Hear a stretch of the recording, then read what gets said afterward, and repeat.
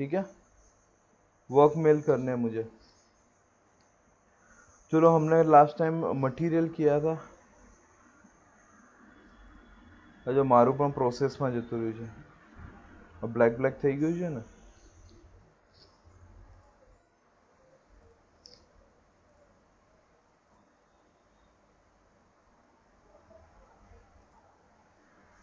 ऐसा हो जाए मतलब ये सॉफ्टवेयर बहुत लोड ले रहा है आपका।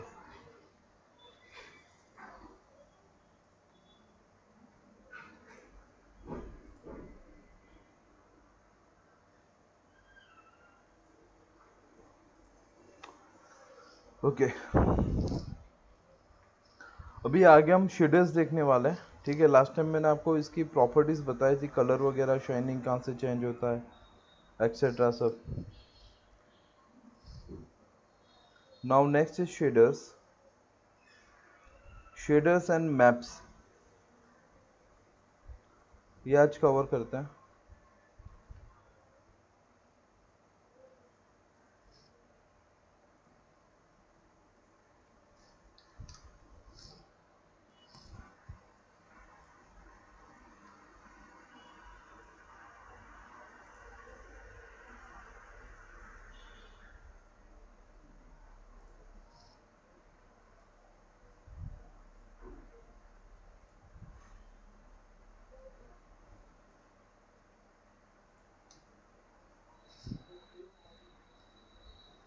स्क्रीन नहीं दिख रहा है मेरा,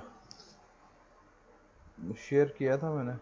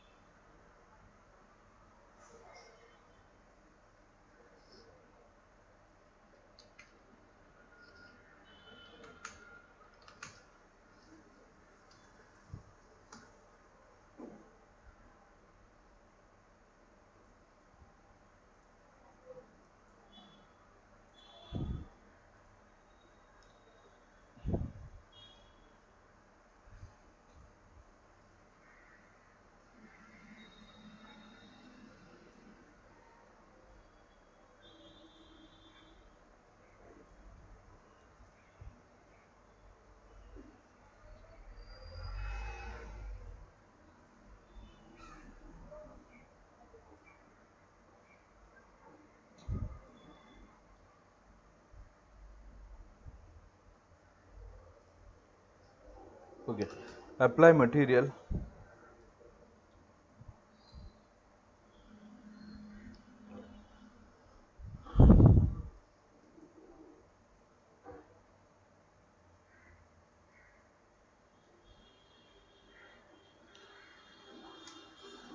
प्रेस एम, असाइन मटेरियल।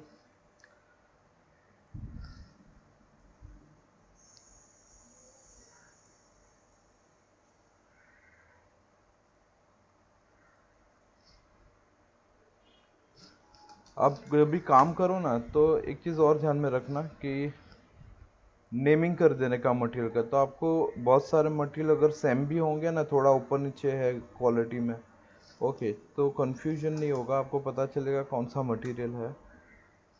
वैसे व्यू में बताता भी है कि आपका सिलेक्टेड ऑब्जेक्ट पे कौन सा है, ठीक है, वो भी हम देख सकते हैं, बट नेमिंग करना ज़्यादा बेहतर ऑप्शन है। इसको हम कर देते हैं ट्रांसपेरेंट।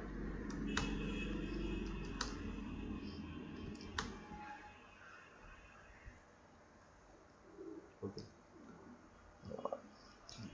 सॉरी, मुझे देना था एक्चुअली ये मटेरियल यहाँ पर, और टीपोट को हम अलग से एक मटेरियल देते हैं।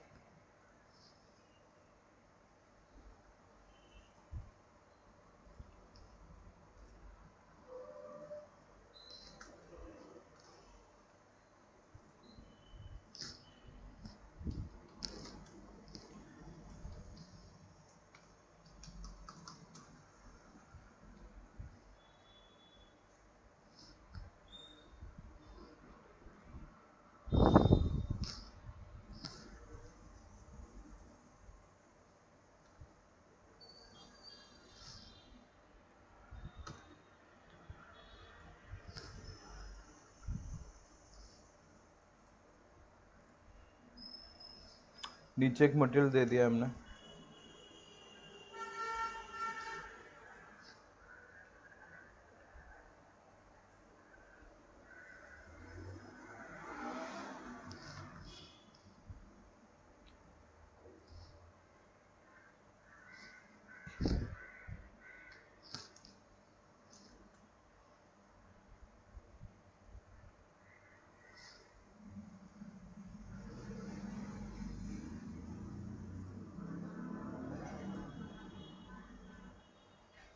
ठीक है, जो ग्लास है देखो, आपको यहाँ पे ग्लास नहीं दिख रहा है, तो दिखना चाहिए। कितना है ट्रांसफर ओपेसिटी? 1।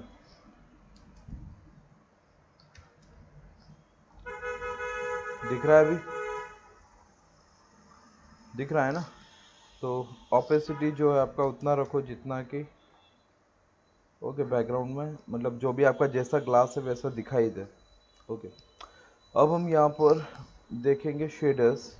तो आपको जिस मटेरियल का शेडर्स चेंज करना हो, select material, shader basic parameter, यहाँ पर ये टाइप्स है इसके। ओके, तो हर एक शेडर के अंदर जो मटेरियल क्वालिटी है वो डिफरेंट मिलती है हमें, एंड कुछ सेटिंग्स है वो भी डिफरेंट मिलेंगे।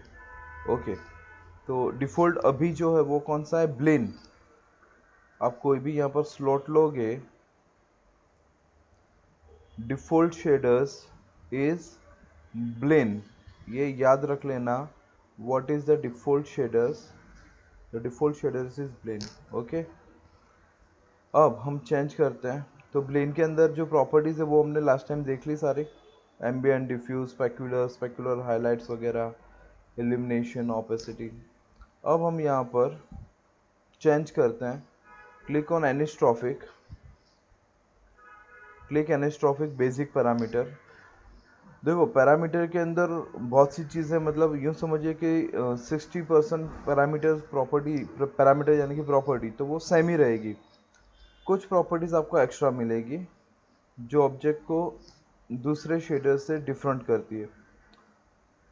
हमने शेडर चेंज किया तो हमको कलर फिर से जैसा चाहिए वैसा अरेंज करना पड़ेगा। अब यहाँ पर प्रॉपर्टी में क्या डिफरेंट है? डिफ्यूज, स्पेक्युलर, ये सब कॉमन है। यहाँ पर आपको एक प्रॉपर्टी मिलती है डिफ्यूज लेवल, यानी कि ये कलर है डिफ्यूज, तो इस कलर का वैल्यू जो है लेवल, वो हम यहाँ से चेंज कर सकते हैं। यानी एक्चुअल 100% जो कलर है उसे हम माइनस या प्लस कर सकते हैं, पॉजिटिव या नेगेटिव वैल्यू। ओके, तो जैसे आप वैल्यू परसेंटेज डाउन करते हो, जो एक्चुअल कलर है ओके वो कैसा हो रहा है और डार्क हो रहा है। ठीक, तो ये प्रॉपर्टी हो गई। Okay, diffuse level. The second property specular highlight. तो स्पेक्युलर ब्लीन में भी था, लेवल था, इंक्रीज लेवल, इसको बाहर निकाल देते हैं ताकि करेक्शन अच्छे से दिखाई दे।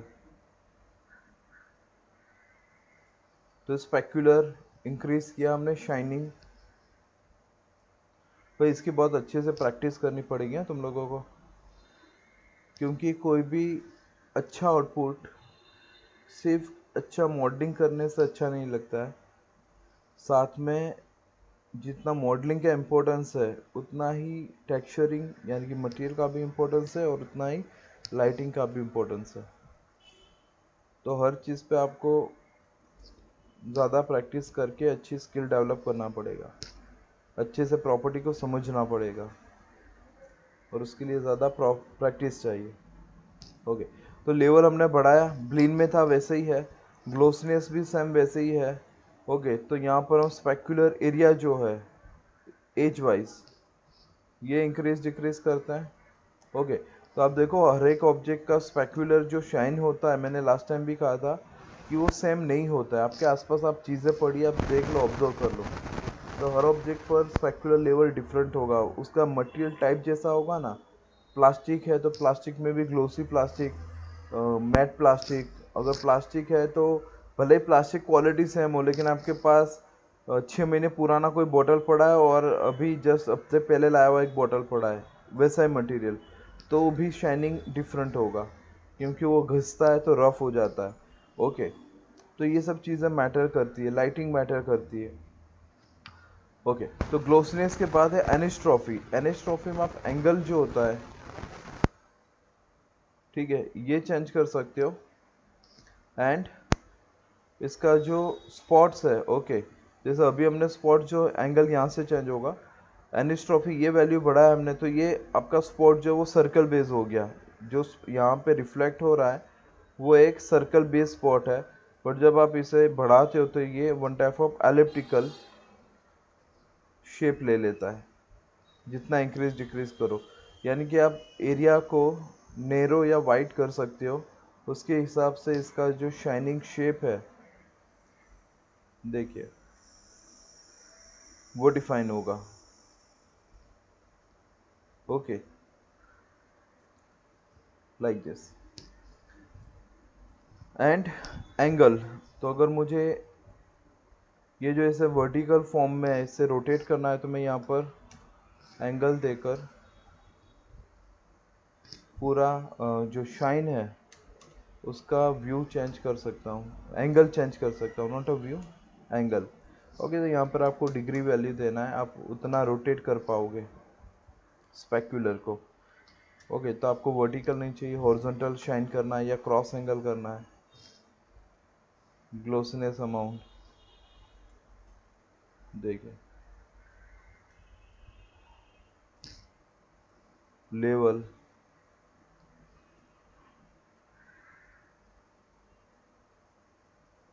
Something like. Okay, this anisotropy, illumination, opacity are same. Next है मेटल, तो आपको डायरेक्टली मेटल लुक मिल जाएगा। यहाँ से आप कलर जिस टाइप का यूज़ करना चाहे इन द मेटल, जैसे मैं यहाँ पर डार्क रेड लेता हूँ, और आपको यहाँ पर इंक्रीज करना है स्पेक्युलर अमाउंट। तो जैसे आप स्पेक्युलर बढ़ाते हो, ओके, मेटल के अंदर रिफ्लेक्शन ज़्यादा होता है, तो आसपास का जो एनवायरनमेंट का रिफ्लेक्शन है ये ज़्यादा डार्क क्यों हो गया, साइड में तो ब्लैक बैकग्राउंड है ना हमारा, ये वाला, ये रिफ्लेक्ट हो रहा है अंदर, यानी कि आपका रिफ्लेक्शन बढ़ जाएगा। फिर आपको ग्लोसीनेस कंट्रोल करना है, तो यहाँ से आप ग्लोसीनेस अमाउंट,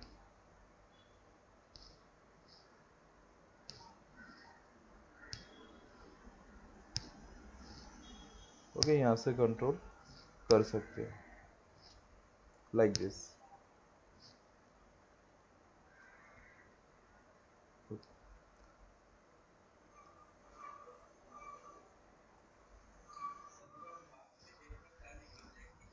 हाँ जी, ये डेप्थ शो कर रहा है, ठीक है, तो बाहर बैकग्राउंड डालोगे तो वो रिफ्लेक्ट होगा अंदर। मेटल ऑब्जेक्ट होता है ना, मेटल, ठीक है, उसमें रिफ्लेक्शन ज़्यादा होता है।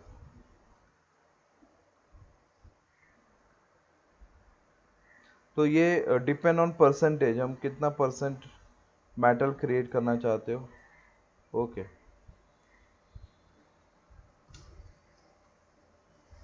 मेटल, अब देखो पानी की बोतल आती है उसके अंदर भी मेटल होता है, कई सारी स्टील की बोतल हम लेते हैं ना,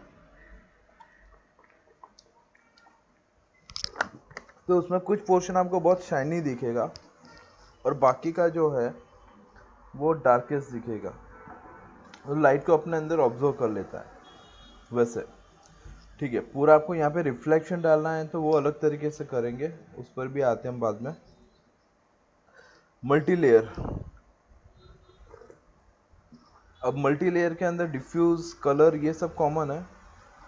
डिफ्यूज लेवल सेम, आगे जो हमने देखा, तो अगर हम कोई कलर पर्टिकुलर लेके रेंडर डाउन वैल्यू, तो आगे जैसे हमने अभी देखा था वैसे ही ये वर्क करेगा।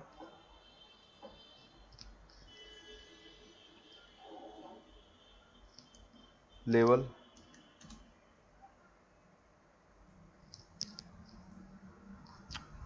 सॉरी, और एक चीज यहाँ पे दी हुई है रफनेस, यानी आपका जो ऑब्जेक्ट है, जैसे कि मैं इसको 100% कर देता हूँ। ओके, एंड रेंडर अगेन,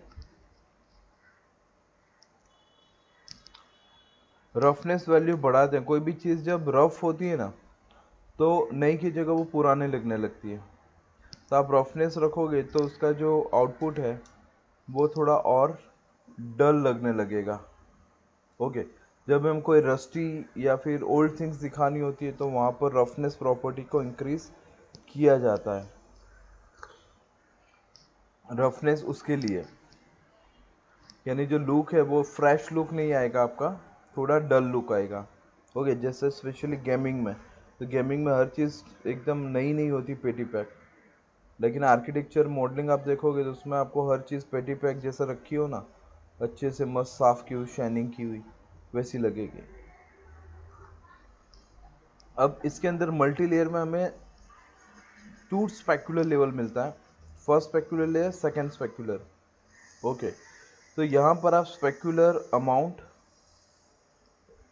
दो अलग अलग तरीके से ऑपरेट कर सकते हो,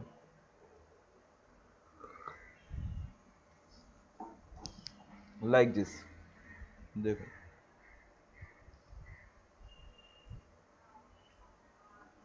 ठीक है, टू डिफरेंट अमाउंट है। ठीक है, तो स्पेक्युलर, स्पेक्युलर लेवल जो हम वैल्यू इंक्रीज डिक्रीज करते हैं, ग्लोसनेस आर सेम, और इसमें साथ में एनिस्ट्रॉफी भी दिया हुआ है आपको, तो आप एनिस्ट्रॉफी भी इंक्रीज या डिक्रीज कर सकते हो। दिख रहा है ये द फर्स्ट स्पेक्युलर, ये second specular, something like. And मैं इसको एंगल देना चाहूँ ऐसे, क्रॉस एंगल, तो ये भी दे सकता हूँ, यानी यहाँ पर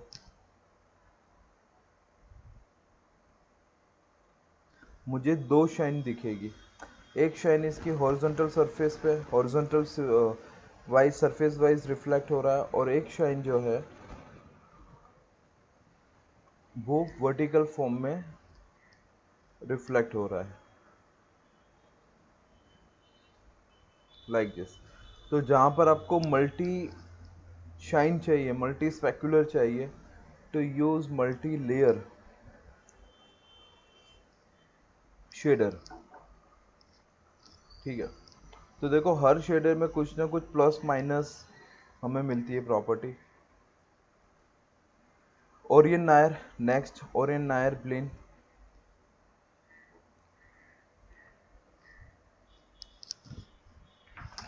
अब देखो ये एक आपको ये नायर, नायर सुना हुआ लगता है ना वर्ड, सरनेम है किसी की।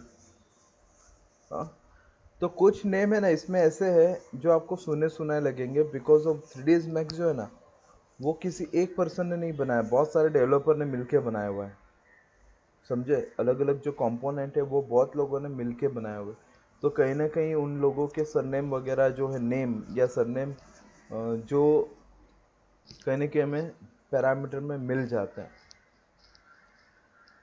स्पेक्युलर लेवल अब ओरियन नायर करते हैं तो इसमें आपको क्या मिलता है, डिफ्यूज कलर,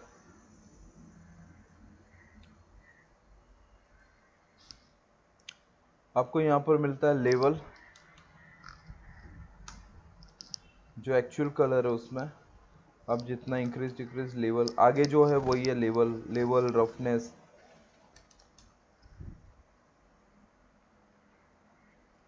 रफनेस 100% या 0।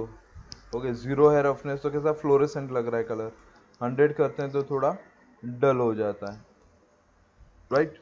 एंड स्पेक्युलर अमाउंट, तो कुछ ना कुछ प्लस माइनस कॉम्बिनेशन जो है वो आपको इसमें मिल जाएगा। एंड सॉफ्ट एंड जो ब्लिन में था, बट ब्लिन के अंदर हमें डिफ्यूज लेवल और रफनेस नहीं मिलती है जो ओरियन नायर ब्लिन में मिल रहा है। Next is फोंज।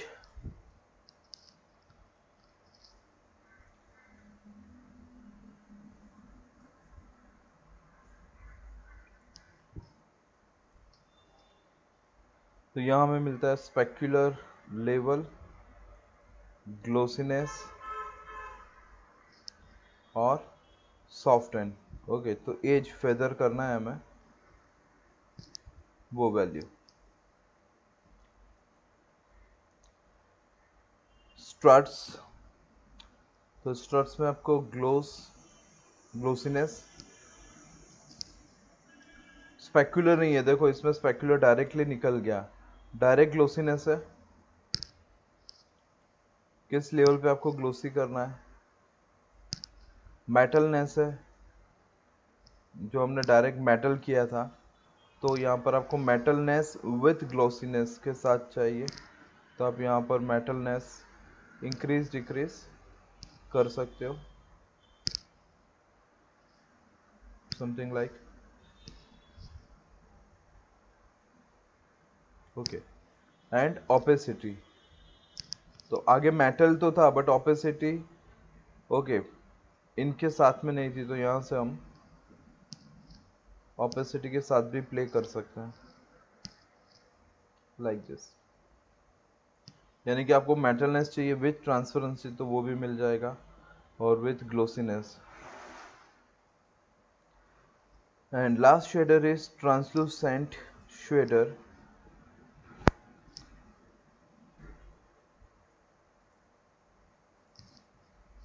पहले डिफॉल्ट मोड देखते हैं, तो यहाँ पे आपको specular amount,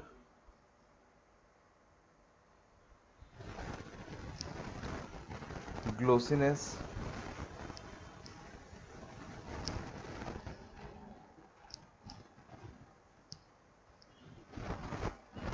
okay back side specular. अब बैक साइड स्पेक्युलर जो है one type of, 1 minute,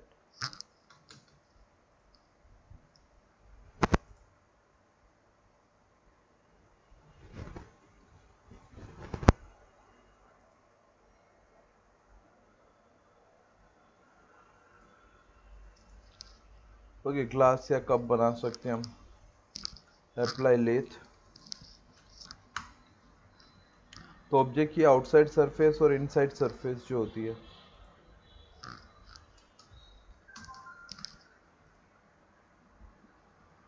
segment increase कर देते हैं।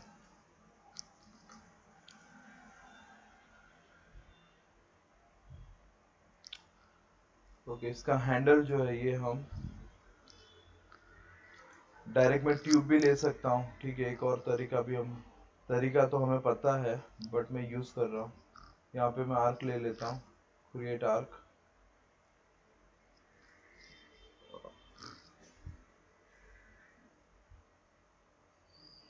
This my handle. बट ये लाइन है तो या तो मैं रेंडर कर सकता हूँ, मैं लॉफ्ट भी अप्लाई कर सकता हूँ, है ना। आप चीज़ों को बहुत कॉम्प्लिकेटेड देखते हो, ठीक है। आपके पास अवेलेबिलिटी क्या क्या, आप इन सबका यूज करो।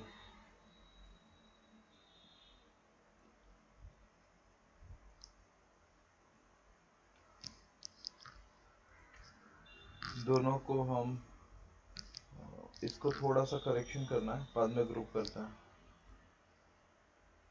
तो यहाँ पर फ्लिप नॉर्मल,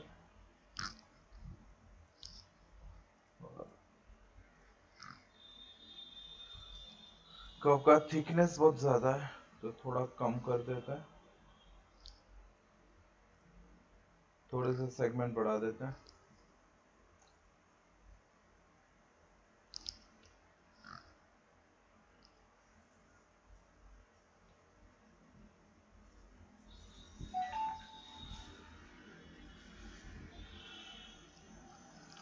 देखो आपने फ्लिप नॉर्मल किया था ना, अभी वापस अगर ये ब्लैक हो गया तो फ्लिप ऑफ कर दो।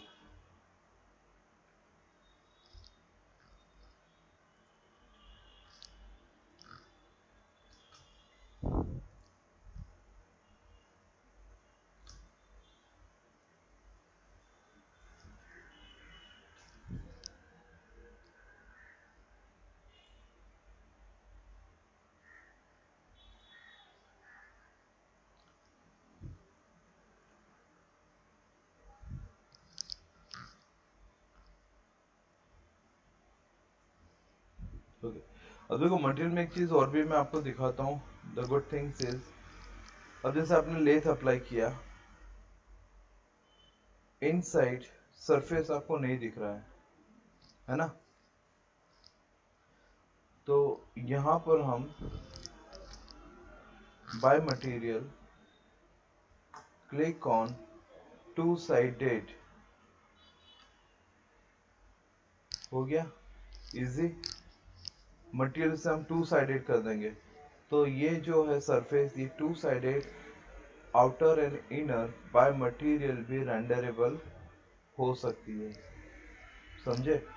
तो यहाँ पर जो बैक साइड स्पेक्युलर दिया हुआ है, it's a back side specular, ये देखिए चला गया ऑन, आ गया वापस, it's a back side specular. यानी सरफेस के इनसाइड स्पेक्युलर आपको चाहिए तो यहाँ से आप अप्लाई कर सकते हो। ओके, एंड ट्रांसलूसेंसी कलर, तो इसके ऊपर आपको और एक कलर परत मिल जाएगी। पहले एक कलर देखते हैं, फिर मैं फिल्टर कलर चेंज करता हूँ, लाइक दिस। एक और थोड़ा डिफरेंट कलर लेते हैं, और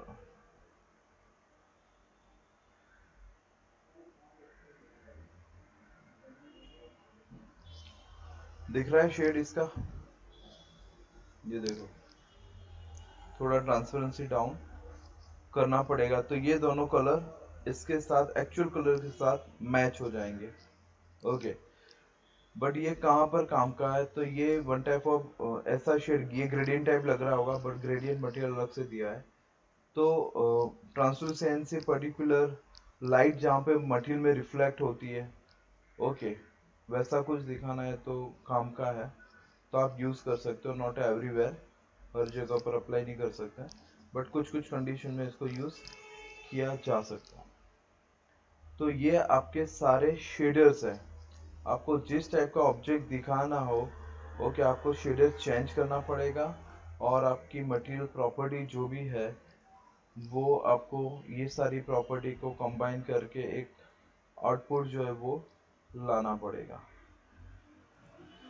जिस टाइप का आपको शेडिंग करना हो, मटेरियल क्वालिटी जैसे भी दिखानी हो। ऑब्जेक्ट शाइनी है, मेटल दिख रहा है, ओके, स्पेकुलर लेवल चेंज करना है, एंगल चेंज करना है, तो ये सब प्रॉपर्टी को अच्छे से समझ के, अच्छे से प्रैक्टिस करके, और फिर आपको इसको एवरी टाइम अब यूज करना है, समझे? क्लियर? दिस शेडर्स, ये सारे अब यूज करने हैं आपको। ओके, आप जिस टाइप का ऑब्जेक्ट दिखाना चाहते हो इसको स्विच करके और आउटपुट, डिजायर आउटपुट निकालना है। ओके, अब हम, अभी तक हमने सिर्फ कलर यूज किए हैं, लेकिन जो आउटपुट होता है वो कलर के अलावा टेक्सचर्स भी डिमांड करता है, रिक्वायर करता है, ठीक है? अब जैसे कि यहाँ पर हमने वुड का कलर दिया, बट मुझे एक्चुअल वुड दिखाना है, तो यहाँ पर मैं मैप यूज करूंगा। Okay, now next is maps. अभी पहले हमने क्या देखा, मटेरियल, इट्स एन मटेरियल। इसके बाद हमने देखे शेडर्स। अब हम देखेंगे मैप्स एंड मटेरियल। जो मटेरियल में भी डिफरेंट मटेरियल टाइप्स भी रहेंगे, जैसे अभी हम स्टैंडर्ड मटेरियल यूज कर रहे हैं। ओके, फिर मैं आपको दूसरे भी टाइप्स बताऊंगा। स्टैंडर्ड मटेरियल में मुझे इमेज ऐड करना है कलर की जगह, तो क्लिक ऑन डिफ्यूज मैप। ये जो बॉक्सेस है ना, ये जहां पर भी आपको बॉक्सेस दिख रहा है, it's called maps, map boxes, right.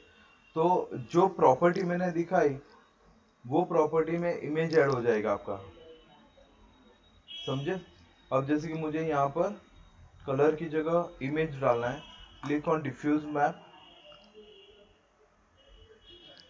तो यहाँ पर ये आपका मैप पैनल ओपन हो गया, map browser, material map browser. Image apply करने के लिए हम लेंगे यहाँ से इनटू मैप्स, जनरल, और जनरल के अंदर यहाँ पर bitmap, double click. Bitmap everywhere, जहाँ पर भी आपको इमेज प्लेस करना होता है, ओके, बैकग्राउंड में, मटेरियल में, जहाँ पर भी मैप बॉक्स होता है, वहाँ पर इमेज ऐड करने के लिए बिटमैप यूज होगा। तो हम एक मैप ले लेते हैं, यहाँ से इमेज ले लेते हैं। यहाँ की इमेज आप चाहे फोटोशॉप में आपने एडिट किया है, चाहे आपने कोई डिज़ाइन बना के जेपीजी बनाया है, या any other kind of format use किया है, या आपने फोटो क्लिक किया है, या आपने नेट से लिया हुआ है, ओके, किसी भी तरीके का इमेज फॉर्मेट जो है वो हम अप्लाई कर सकते हैं। फोटोशॉप में आप लोगों ने डिजिटल पेंटिंग बनाया होगा, तो कई सारे टेक्सचर्स जो होते हैं आप खुद डिजाइन करके भी ला सकते हो इमेज फॉर्मेट में। जैसे मैं वुड अप्लाई करना चाहता हूँ, तो यहाँ पर ये एक वुड का इमेज में ले लेता हूँ and vendor,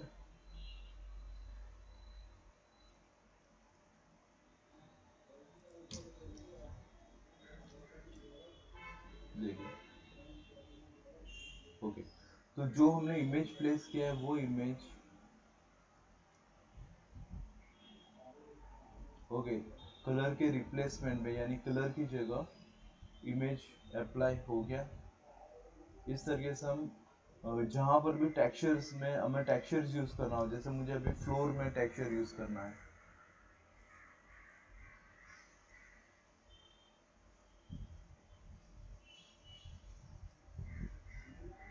any kind of tiles texture,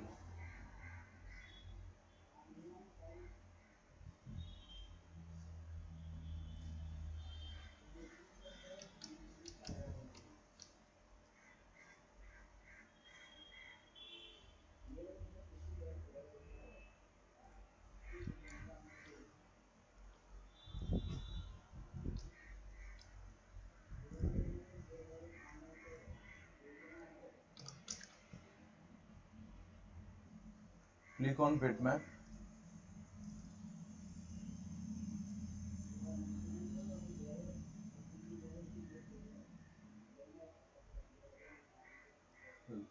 जैसे मुझे ये वाला चेकर्स वाला टाइल्स चाहिए, असाइन शो मैप। अब देखो, जब आप असाइन करते हो, अगर आपको व्यू में देखना हो, असाइन तो हो गया है, रेंडर, ये ऑप्शन में समझाना चाहता हूँ आपको, शो मैप। तो यहाँ नहीं दिख रहा है, अभी ऑफ है ये, बट रेंडर में दिख रहा है, राइट। यहाँ पर भी इस मटेरियल में भी ऐसा ही है, देखिए, वुड यहाँ पे नहीं दिख रहा है, बट रेंडर में दिख रहा है। तो by show map option, show shaded material in a viewport active in the prospective view. जो टेक्सचर है वो आपका प्रोस्पेक्टिव व्यू में भी एक्टिव हो जाएगा, समथिंग लाइक। प्रोस्पेक्टिव व्यू में भी आप देख सकते हो और रेंडर में भी देख सकते हो। अगर ऑफ है तो जो भी स्लॉट आपने ऑफ रखा है, रेंडर में तो दिखेगा ही, यहाँ नहीं दिखेगा। ऑन करोगे तो दिखेगा the option is show shaded material in a view port for active texture in a perspective view, right. Okay, अब जब हम इमेज ऐड करते हैं तो आप देखोगे तो यहाँ पर व्यू पूरा चेंज हो चुका है। जो हमने अभी तक स्पेक्युलर ब्लेंड शेडर्स देखे वो कुछ है ही नहीं अब। तो अभी आप किसकी प्रॉपर्टी में हो, इमेज की, टेक्सचर की। तो यहाँ पर आप in the coordinate texture texture offset यहाँ आपको दिया हुआ है। तो आप एक तो यहाँ पर इसे मूव कर सकते हो एक्स और वाई पोजीशन, यानी कि यूवी यानी कि हॉरिजॉन्टल, और ये 2D है यानी वर्टिकल में नहीं कहूँगा, बट विड्थ और लेंथ में आप इंक्रीज डिक्रीज कर सकते हो। अगर वर्टिकल फॉर्म में होगा तो वर्टिकल भी मूव किया जा सकता है, ठीक है। तो यूवी जो है ये टेक्सचर को मूव करने के लिए, टाइलिंग, इमेज 2D है तो आप क्या करते हो, पैटर्न को फोटोशॉप में स्केल करते हो ना। तो यहाँ पर स्केल ऑप्शन नहीं है बट आपको टाइलिंग दिया हुआ है। टाइलिंग यानी कि रिपीटेशन। तो यहाँ पर आप जितना रिपीटेशन बढ़ाना चाहते हो, 1 था मैंने 4 कर दिया, तो एक ही इमेज जो सरफेस है उसमें 4 टाइम रिपीट हो रहा है। क्या हो रहा है, 4 टाइम रिपीट। हेलो, सुन रहे हो ना सभी।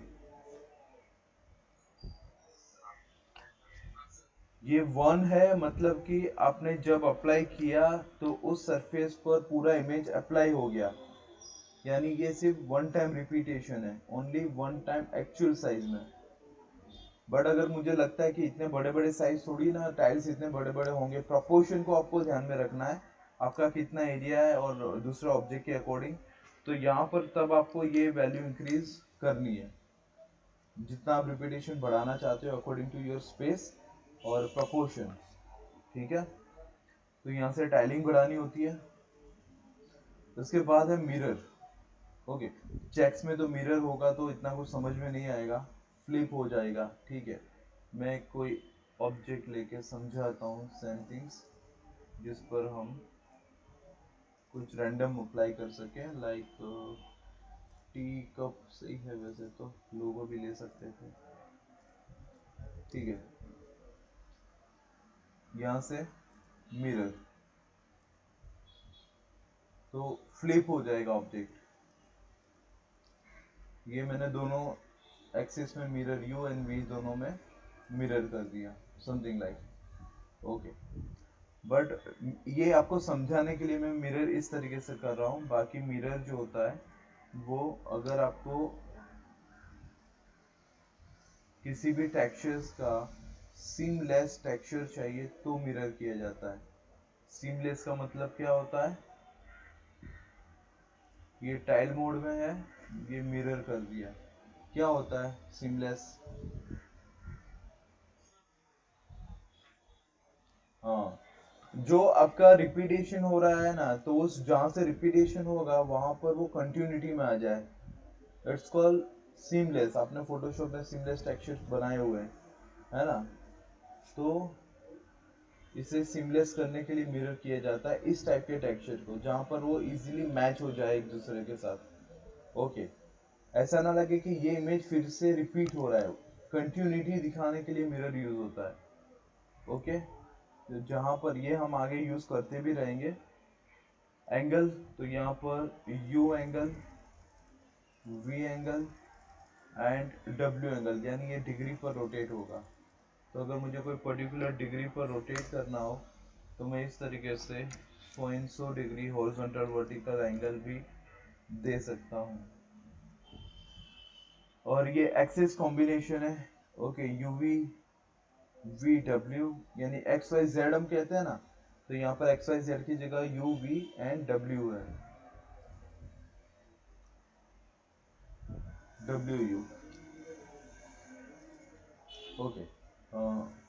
जो रूटीन में हम यूज करते हैं कौन सा यूज करेंगे, यूवी यूज करेंगे, ओके। यहाँ पर ये ब्लर वैल्यू है, बट ब्लर कब दिखेगा, जब हम ऑफसेट बढ़ाते हैं। तो जहां पर एजेस रिपीट होती है ये वहां पर ब्लर करता है। तो जैसे जैसे ब्लर बढ़ाओगे ब्लर एरिया एजेस से स्प्रेड होता जाएगा और इमेज आपको ब्लरी दिखेगा। बट ब्लरी दिखाने का रीजन क्या होता है? ओके, आगे मैं आपको एटमोसफियर एक जब मैप बताऊंगा स्काई वगैरह, तो वहां पे हमें ब्लर करना पड़ता है। ओके, जब आप रैप करते हो ना किसी सरफेस पे, राउंडेड सरफेस पे, तो उसकी एंडिंग और स्टार्टिंग एज जहाँ मिलती है वो लाइन गिरती है। ओके, आगे हम देखेंगे वो, तब ब्लर की जरूरत पड़ती है।